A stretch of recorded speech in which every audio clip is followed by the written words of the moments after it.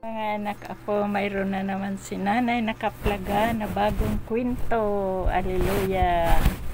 Mga anak ako, talagang matuwa na naman kayo mga bata.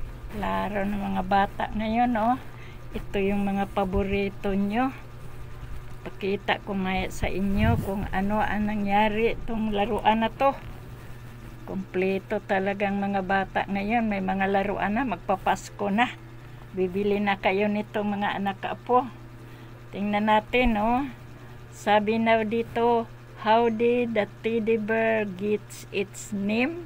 Oh, paano daw natin na pangalan ang teddy bear na mayroon siyang pangalan? Kaya ngayon, mamili na kayo, hingi na kayo sa inyong mga mama para pamasko.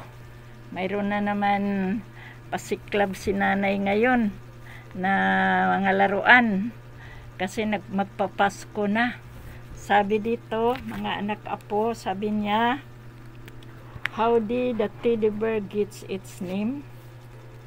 So, pinakita ni Theodore Roosevelt, President of the United States from 1901 to 1909, was one day out in the wild hunting bears.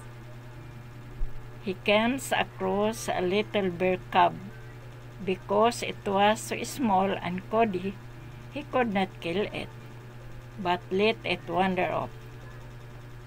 And then sabi niya, an American newspaper heard a story and published a cartoon showing Theodore Roosevelt with a little animal.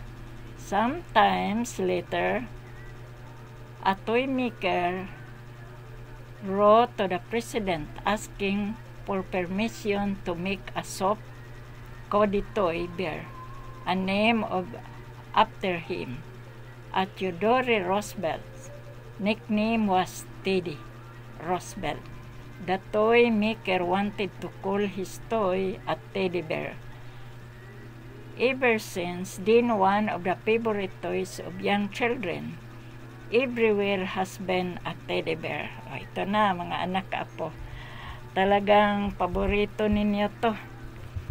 Mga anak apo, mayroon na naman tayo katuwaan na laruan.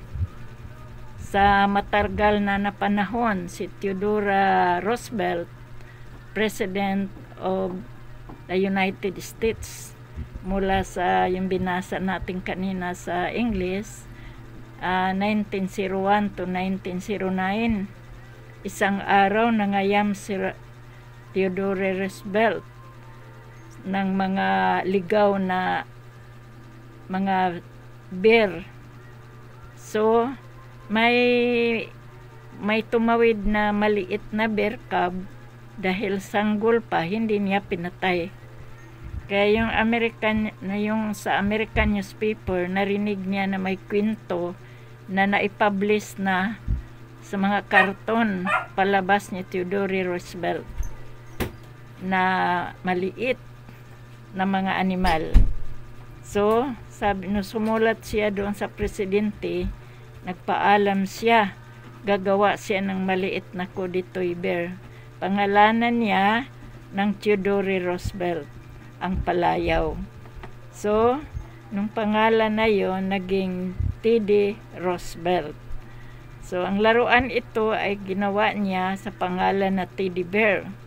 Na hanggang ngayon, ito yung mga paborito ng mga bata na laruan, teddy bear.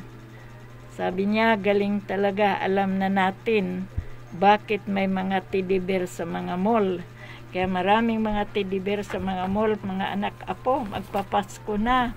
Kaya bibili na naman kayo, hingi kayo sa inyong mga ninang-ninong at sa mga kaibigan, mga kapatid, o lalo na may mga bonus na, di ba, mga anak apo.